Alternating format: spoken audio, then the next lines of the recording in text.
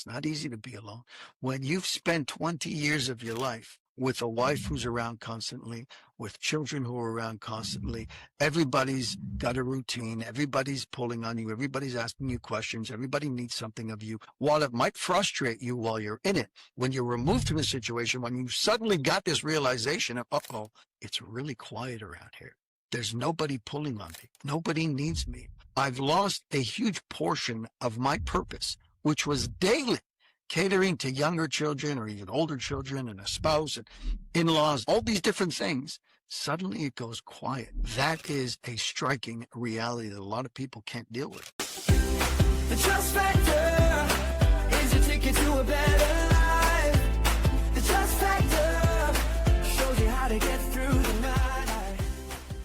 Good morning, everybody. Welcome to another episode of the Trust Factor podcast. Really, really glad that you can join. We're into a hot button subject. A lot of people are commenting on this because they're in that situation.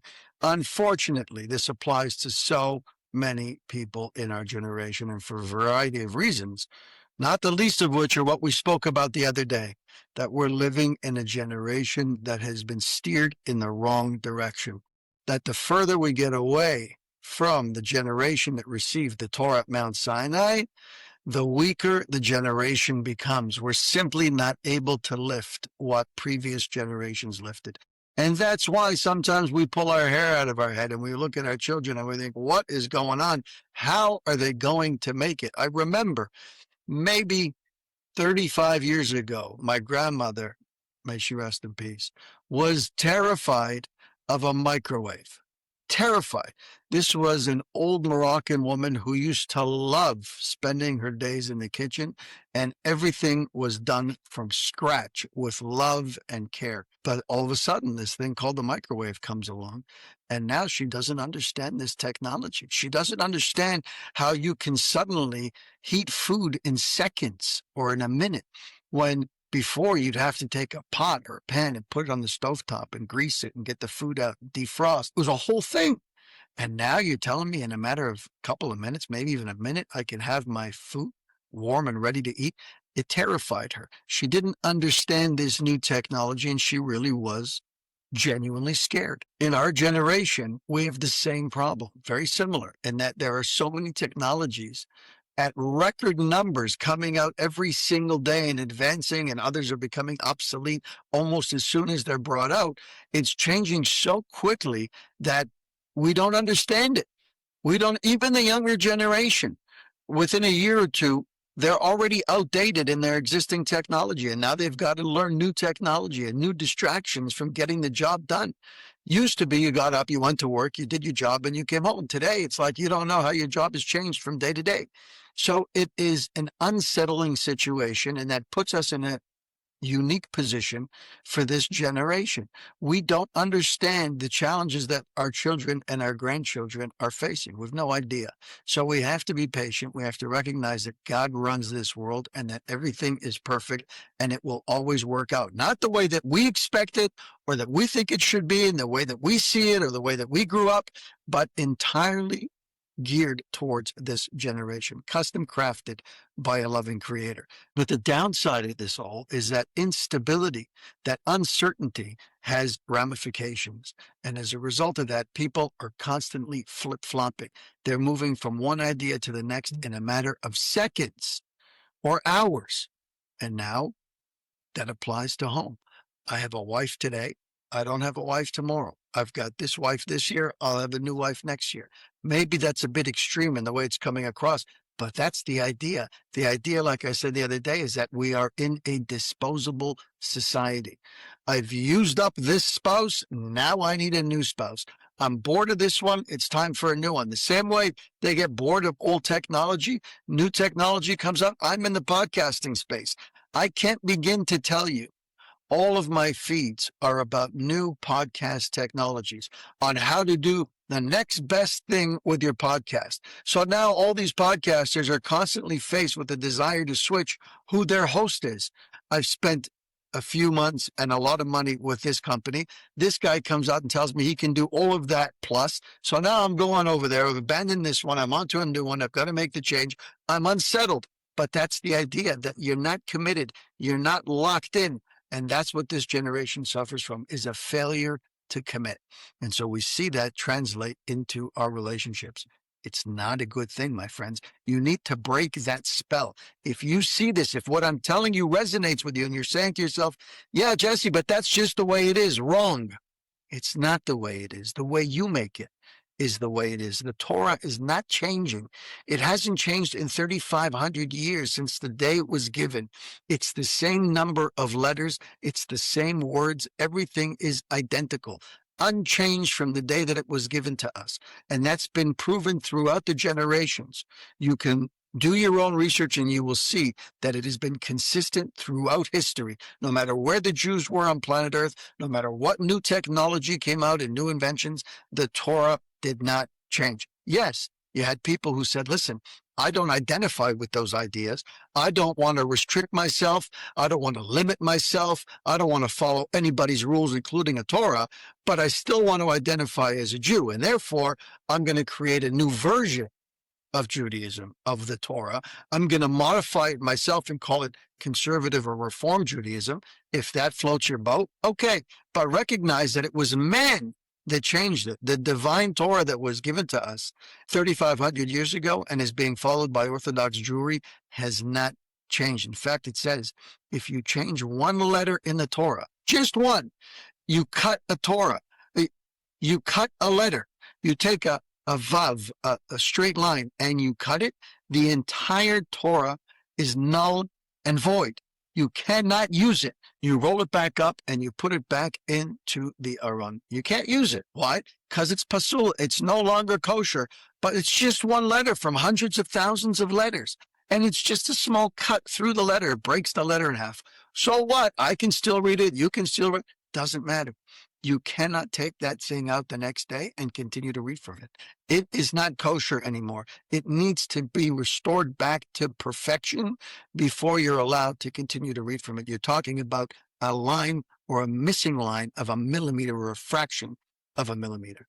Do you understand? That's how exacting and that's how much care needs to go into our Torah. And that's the exact same care and passion that is being brought into our relationships and that we should want to bring into our lives instead of floating around loosey-goosey, flying and flapping with the wind.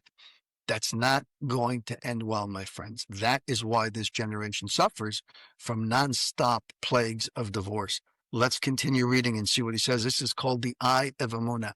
The whole concept is that Emunah that we've been talking about for almost 2 years now, my friends. That's what this podcast was built on. Emunah and bitachon, faith and trust.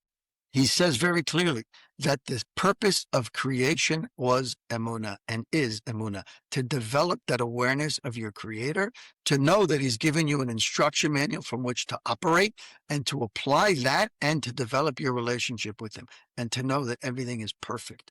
That is the purpose of creation. And he says that the ideal testing grounds to be able to develop your emunah is through marriage, living in a house, occupying space with somebody who's the exact opposite of you. Women and men are diametrically opposed in the way that they approach life. Completely different.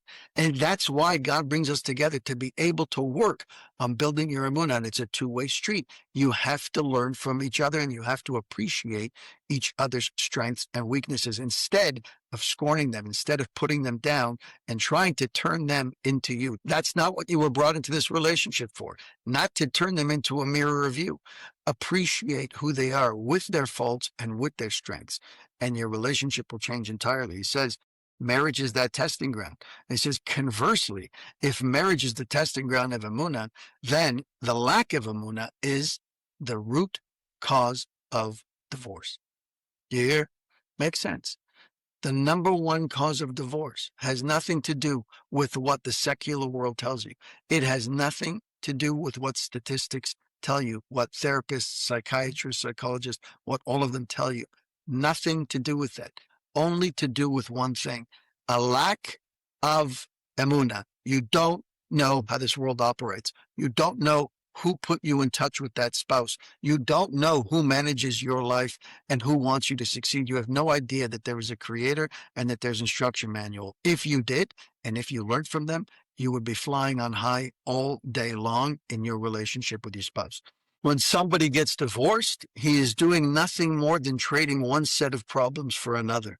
Trading marital problems for divorce problems is not a good deal. The latter, the problems that come from divorce, are much more difficult than the problems that come from crisis in marriage. As long as you're still married, as long as you're still together, as long as you haven't signed those papers yet, then there is always an opportunity to rectify almost any situation. Almost any one can be fixed with some effort, some a little bit more, some a little bit less.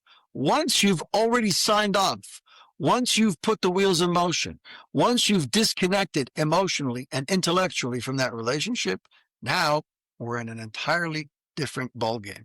As long as a person fails to make amends and rectify past misdeeds, marital suffering is perpetuated. When you think, I'm going to divorce spouse A and I'm going to find myself spouse B who's going to fulfill all of my needs, what you're doing is you're taking the same person that you were with spouse A and moving that person into a relationship with spouse B, and you come with all of your baggage. You come with all of the problems, the emotional problems, the psychological problems, the physical problems, the way that you see the world, your lack of emunah. It all comes with you into this new relationship. So what do you think is going to happen? One of two things. Either you're going to end up divorced again, or you're going to find somebody who's simply willing to negate their will entirely and become entirely null and void in order for you to continue to be who you are. And what that will mean is that you won't have the opportunity for growth. You'll continue to live in a relationship that is entirely one-sided, which means one person is going to be perpetually upset, constantly feeling like a victim because they are. The other is going to feel fulfilled because the other person is simply catering to them all day long. You've seen relationships like this, right? Where one is the one who's catered to and the other one does all the catering. One's happy and one isn't, right? That's what happens when you haven't invested in yourself, when you haven't grown, when you haven't learned about the mistakes that you made in relationship A and carried them with you into relationship B. Without atonement, without figuring out what you did wrong and feeling bad about it, divorce won't bring relief to a person. So now he's about to give you a little bit of insight for those of you who aren't divorced. Those of you who are, this may sound familiar. You may hear some of these things and say, yeah, that's exactly right. That's what I went through and it was torture. But if you haven't been divorced, this is just some insight into some of the challenges that come with it because you don't realize it. You don't know what you've got until it's gone. You don't know what the challenge is until you embark on the mission. Suddenly, you recognize the challenges that come with it. Before, you're living in a fantasy world of what you think it's going to be like. Reality oftentimes is very different. He says, wounds of the heart. A couple that is considering divorce should know what they're getting into. And he's about to tell us the type of problems that they'll have to contend with. Divorcees frequently wake up after the fact, when it's too late, when you've already opened up the door, when you've signed on the papers, when you've moved out. Suddenly they wake up. Why? Because suddenly they feel it. After the divorce, they can't forget their ex-partner. It's constantly weighing on their mind. They're thinking about their ex-partner. They're thinking about their access to their children. Suddenly they find themselves reminiscing about that amazing life that they had and how wonderful it was. Why? Because you were extricated from the situation. You did it yourself by divorcing. You didn't have to. You could have been removed of your own recognizance or your wife's, but you went to divorce and now you're feeling the results of that, where you're thinking about the life that you once had and suddenly it wasn't so bad. They have difficulty in starting anew and in building new relationships. You've been with somebody for 20, 30 years. Suddenly you're going to go out and start to engage new people and start to figure out what they're all about.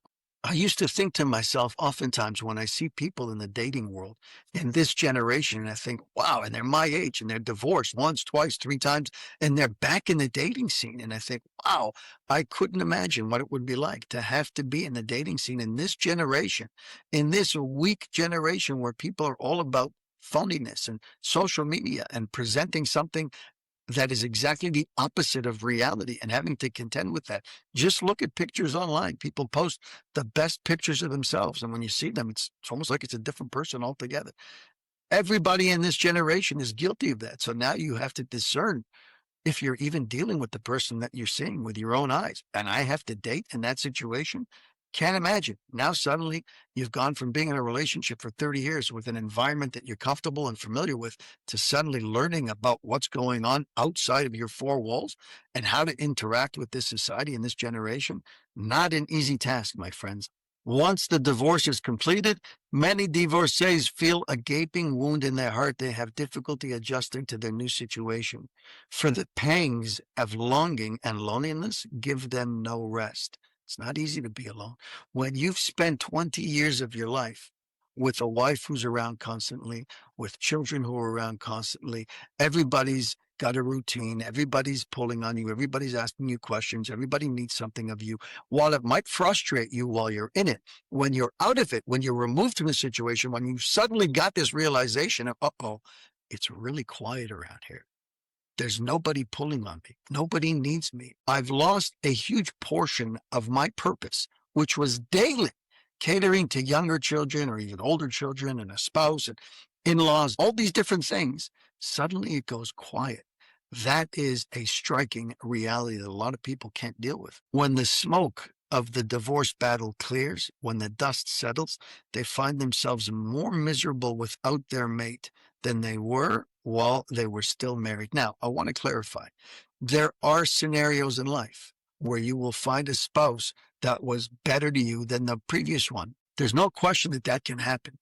The question is, does it need to happen? Or can the existing spouse become the better version of themselves and be even better than the potential new spouse that you would have to go and find and avoid all of the difficulty between spouses, because it is exceedingly, exceedingly challenging. And we've said, as long as you're willing to do the heavy lifting, that can happen. You don't have to break up a home. You don't have to destroy the lives of young children in order for this to happen. You can continue to be in that relationship, be the same spouse and be the same father, but only a better version of that, so that they don't have to go out and spend the time and energy and go through the roller coaster of emotions to be able to find another spouse. And who says it's going to be that easy?